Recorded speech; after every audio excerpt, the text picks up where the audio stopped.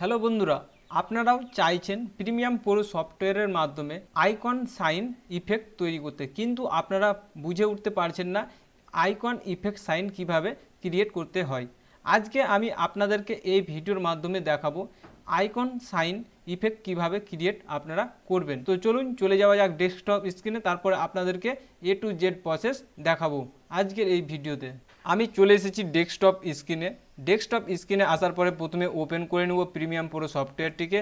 তো আপনারাও ওপেন করবেন প্রিমিয়াম প্রো সফটওয়্যারটিকে। তো দেখুন আমার সামনে প্রিমিয়াম প্রো সফটওয়্যারটি ওপেন হয়ে চলে এসেছে। তো আমি এখানে লোগোটাকে আবারও নিয়ে নিলাম। লোগোটাকে নিয়ে নেওয়ার পরে আমি প্রথমে ফ্রেম সেট করে নিচ্ছি, তারপরে আরও একটু ছোট করে নিচ্ছি।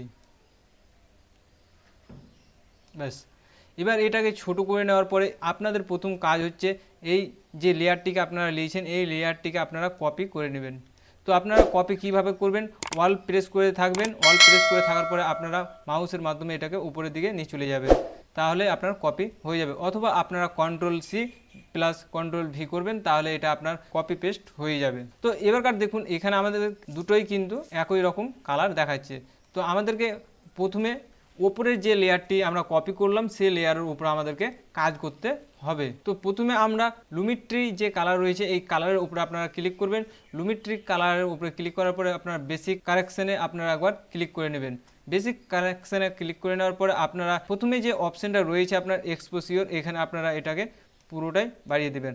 এটাকে এইরকমভাবে লাইটটাকে বাড়িয়ে দেবেন। তারপরে আপনারা হাইলাইটস এটাকে বাড়িয়ে দেবেন। তারপরে হোয়াইট রয়েছে হোয়াইটটাকেও বাড়াবেন। তারপরে এইরকমভাবে দেখুন এবারকার আগে লোগোটা আমার কিন্তু এইরকম ছিল, এখন লোগোটা কিন্তু এইরকম কালার হয়েছে।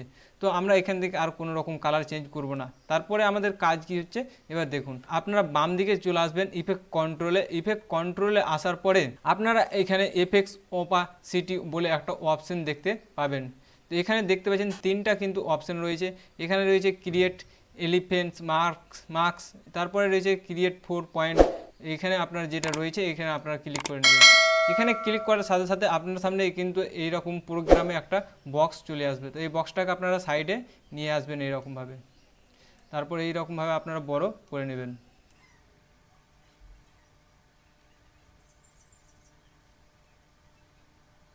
দেখুন এইরকমভাবে আপনারা বড় করে নেবেন।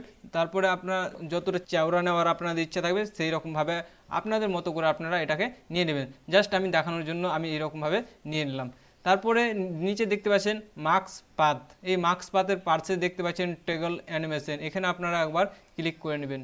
ক্লিক করে নেওয়ার সাথে সাথে আপনার সামনে কিন্তু এখানে দেখুন একটা কিন্তু অ্যারোর চিহ্ন চলে এসেছে। তো এই অ্যারোর চিহ্নতে আপনারা একবার ক্লিক করবেন। তারপরে আপনার এখানে যে বক্স চিহ্নটা এতক্ষণ দেখা যাচ্ছিল সেই বক্সটা কিন্তু আর দেখতে পাওয়া যাচ্ছে না। তো কী করবেন, নইলে এখানে মার্কস 1 যে অপশানটা দেখতে পাচ্ছেন এখানে একবার ক্লিক করে নেবেন। ক্লিক করার সাথে সাথে কিন্তু এখানে আপনার শো করতে লাগবে আবারও। তারপরে এখানে এই অ্যারোর চিহ্ন দেখতে পাচ্ছেন, এই অ্যারোতে আপনারা একবার ক্লিক করবেন। ক্লিক করে নেওয়ার পরে আপনারা জাস্ট এরকমভাবে আগের দিকে নিয়ে চলে যাবেন। তারপরে এখানে যে বক্সটা দেখতে পাচ্ছেন এই বক্সটাকে আপনারা এইরকমভাবে শেষ পর্যন্ত নিয়ে চলে আসবেন। তারপরে এখানে আবার একবার ক্লিক করবেন। তারপরে এখানে ব্যাস, এবারকার আপনাদেরকে আমি অন করে দেখাচ্ছি। দেখুন তো এইরকমভাবে কিন্তু একটা অ্যানিমেশন ক্রিয়েট হয়ে গেছে। এই দেখুন তো অ্যানিমেশন ক্রিয়েট হয়েছে, কিন্তু অ্যানিমেশনটা খুব একটা ভালো লাগছে না।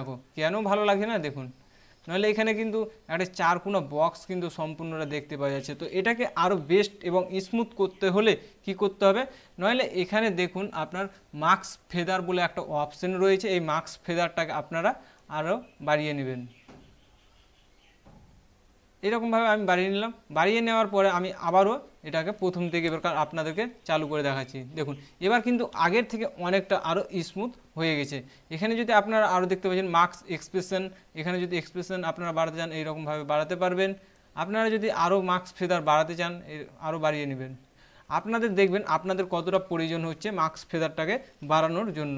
তো এই রকমভাবে আপনারা কিন্তু আইকন সাইন ইফেক্ট তৈরি করে নিতে পারবেন নিজে থেকেই প্রিমিয়াম প্রো সফটওয়্যারের মাধ্যমে। আপনাকে কোথাও পারচেস করতে হচ্ছে না, আপনাকে কোথা থেকে ইনস্টলও করতে হবে না।